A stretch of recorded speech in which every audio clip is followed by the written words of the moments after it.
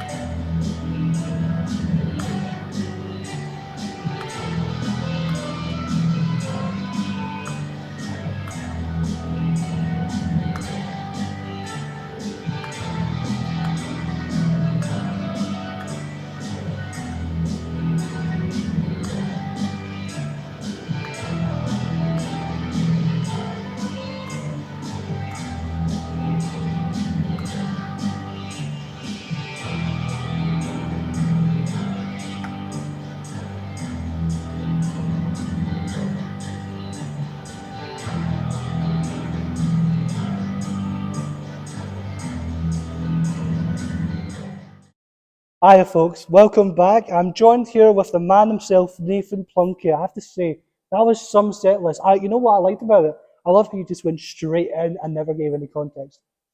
Yeah, You know what? It's a first for this show, and honestly, thank you for doing that. yeah, no problem. Firstly, I just wanted to ask, how are you? How you doing? I'm doing good. Yeah. Anything interesting with you lately? I don't know. Well, I mean, I love uni work and Mm-hmm. uh, kind of like working in a lot of my own Yeah. projects as well. Mm-hmm. I just wanted to ask, you're a musician, obviously. I mean, you've just done that. I mean, what was your first core memory of music? See, when you were growing up, what was like the first thing that you were just like, yes, Uh, I mean, I remember a lot of the music from the PlayStation 2 games I played. really? Yeah, so uh, like I believe EA they were Mm-hmm. really good with licensed music, Mm-hmm. uh, and a lot of my taste in music came from video games, particularly the era of PlayStation 2 games. Yeah, nice. And see, when you were growing up, obviously you were going for primary school, high school. Did you know you were going to be doing music as a career, or did you have other career paths in mind? Uh well, first it was kind of a hobby thing. I got a guitar as a Christmas present, Mm-hmm. and I think at the time I wanted to be like the Arctic Monkeys or Ah, something. yes. Uh, uh, with uh, like way back then, I think I wanted to be like a racing driver. Yes. I can imagine you as a racing driver. Yeah, Yeah, yeah. you looked so good, man. But yeah, I played a lot of racing games. Hmm, fair enough. What would you say is your biggest instrument? If I could speak properly, what's your biggest influence on your music? Uh, I mean, to be honest, that's difficult to answer because I've a lot of influences. But maybe I could point to like specific bands like Radiohead Hmm. comes to mind, or the Yo Tango. But to be honest, I I listen to a lot of like different music. I put like different influences Hmm. from a lot of places. Although a guitar player I really do like. He's called forgive me if I mispronounce this. Cyrus Pyre, Yeah, Pyre, something like that. But yeah, he's a really good instrumental guitarist. nice. Uh, and I got inspiration from the loops that I done from Hmm. him. Nice. And what would you say is like? Obviously, your music is so distinct and ambient, and it's a lot of things, to be honest. Obviously, I enjoy it. How do you go about writing your music? Because obviously, it's a lot and it's complicated, and there's tons of weird time signatures, which I love. How do you like go into the process of making that? Uh, I don't know. Well, to me it's not really. No I, idea. It just happened. no idea. But no. I mean, to me it's not really that complicated. Like if you really think about it. But Is it like just what I like to do is I like to just whenever like come up with something guitar, I mhm. would like record it on my phone or something. Yeah? Is it just it's just spontaneous, I suppose. Yeah, yeah. Yeah, fair enough. I mean, most music comes from that. Um, I wanted to ask, obviously, you're very proud of your songs. Your solo work has spanned several years now, I have to say. What's the song that you're most proud of at this point in time? Hmm. Don't really know to be honest, but uh, I, I like a lot of them. Mhm. But the the album that I'm going to release hopefully this spring, uh, I think I think I've done a really good job in that one. Good. Very, very happy for you, obviously. Um, And how did you choose to do music in both college and university? What was that jump like between college and university, actually? Uh, well, college, college was it was more kind of like general music. Hmm. Uh, maybe it went into like some of the music industry stuff, but we also like done a lot of theory stuff, Ah. and we done like a lot of like producing and remixing and like songwriting and playing in bands. Hmm. But the university course I'm doing at UWS right now, that's a lot more focused on the music industry. Yeah, no, I agree with that. Obviously, I never done college, but yeah, I second the industry part. Um, and yeah, and obviously in university, what has your music experience just been like? How has that shaped you as a person? Uh, I mean, I don't know if there was much of a music experience. It's a really good insight into like How it works? how like the music world works. Hmm. I feel like and Well, I really do appreciate that information. hmm. Yeah, I'm kind of the same opinion, if I'm honest. Um, and how has your time in university shaped your songwriting process, if any? I don't think it has, to be honest. Fair enough, I'll tell you that. Have you explored anything new or interesting while you've been in university? uh, wait, what like Just in anything, to be honest. uh, well, there I was playing about with the drum machine, and Mm. I've connected with the MIDI through the MIDI sync. Hmm. So all the loops are like they sync with the drum machine. Hmm. That wasn't from uni, but that just like happened. At the same time. Yeah, at the same A coincidence, if you will. Currently, what are your favourite bands slash artists at the moment that you're listening to? Well, I already mentioned Cyrus, Pyre, Hmm. uh, and Yo Tango are one of my favorites as well. Right. Uh, yeah, I would say those amongst others, Hmm. but I'm always try to like Expand your palette, yeah as they say. yeah. Yeah. Obviously, you've played for several bands at your current point in time. What is like your most weirdest story that you can think of while playing at a gig or in a set, like a recording studio or anything like that? Uh If any, if you can't be well, there's a funny story, I guess. It's playing in room two, Mhm. and when you go on this stage, there's like a light, just like where you enter the stage, and I like kept hitting my head off the light.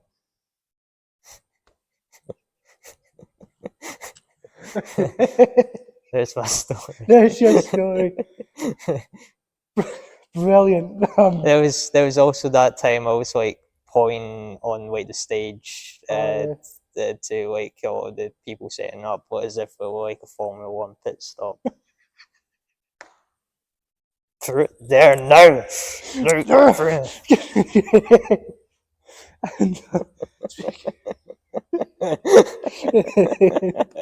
speaking of gigs, see like when you, before like you're going to a gig, like before you perform, what is like your pre-ritual thing? What is the thing that you do to calm yourself, if anything, or you just go straight out? I don't have one. You just go straight out. Yeah. You just say, "Ah, well, have fun." I mean, most of the time now when I'm playing a gig, it just feels like another gig. Yeah, fair enough. What else? If you weren't a musician, what do you think your career path would be instead? Bit of Uh, a tricky one. well, maybe I'd like attempt to go karting and Hmm. get a racing career. Yeah, I mean, I might even still, you might still. I might still participate in some amount of racing if Why not? I'm able to Hmm. get the money for it because Oh, it's it's expensive. expensive, isn't it? Yeah, I know. I've tried go-karting and I'm not good at it, I'll tell you that. I was so slow the last time. It was terrible, Nathan, I really was. Just my advice for you then is just to send it into the other people so they crash out. Smart. You're right. You're really right. So when you're not in university and you're not working on new music, how do you like chill? Obviously you do racing. Is there anything else, or is it just chilling? uh, well, maybe maybe I'll watch YouTube videos. I like to run, Mm-hmm. but I haven't been running recently. But The weather's not been that good. no, it's been amazing. It's amazing today. Oh, has it? Yeah, it's been sunny the past couple of weeks. I was on holiday. What can you? Yeah. Well, Nathan, I've got a couple of other questions. What advice would you give to young and upcoming artists who are learning about the music industries? What would you say to them about advice and all Well, I mean, just I'd just say like create and just this. I'd rather hear it. Yeah, just that? Sorry, folks. off-camera Off jokes. camera jokes, you won't get Yeah, that. don't do that, or maybe do that. But no. I would say just create, and there's loads of like platforms that you can like upload on like Yeah. YouTube, Bandclamp, Band. Go and check out your band club. Check out YouTube band Bandcamp club. Sound SoundCloud. SoundCloud. Yeah, so yeah, just like upload like as much as possible. Like create like a portfolio. Yeah. Just put your mark Yes. on there. Maybe it won't be discovered immediately, but you'll have like things there that Yeah, that people that can have look the at. potential to be discovered. Exactly, yeah. Building your portfolio career. That's what we learn in university, guys. Yeah, Exactly. there's a good story about a band called Panchico. They made like a kind of EP album back in 2000. Like they never got anywhere. Like they disbanded soon after, but it was like about I think 2016, I believe. Like some random guy on the internet, they found their CD in like a charity shop, and they uploaded it onto the internet, like, and they managed to find out like who the band was, like where it was, who the producer was, and now like Panchico are like they're back together, they're touring. Wow. And they've managed to get kind of like successful. Yeah, it's all about perseverance, I suppose. Yeah. And just what other lessons have you learned from your time in university, especially during the second year? Because it's quite an experience. I've done it myself before. I went through that. We've went through that. And just what other things have just been happening with second year? uh, well, good insight into just kind of how everything works. How the music industries work. Yeah. It's very complicated.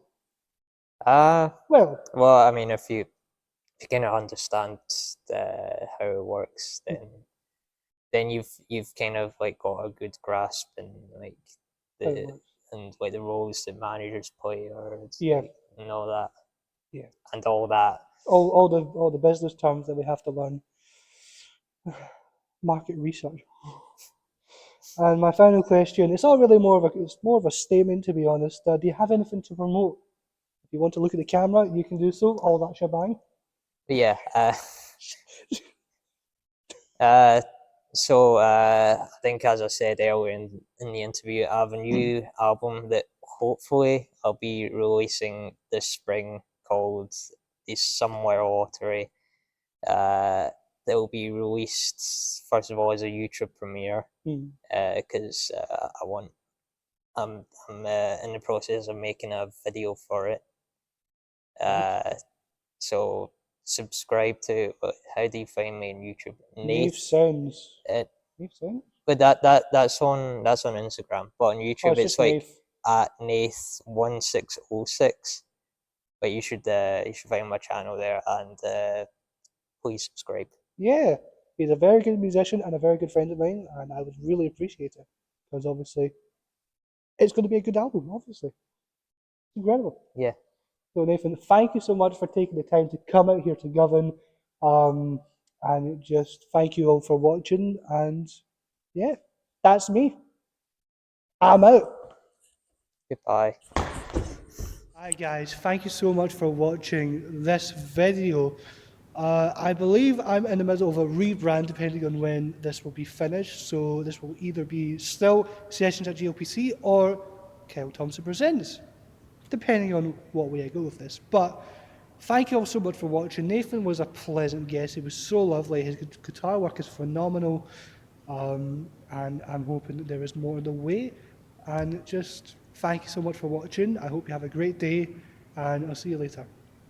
Thank you.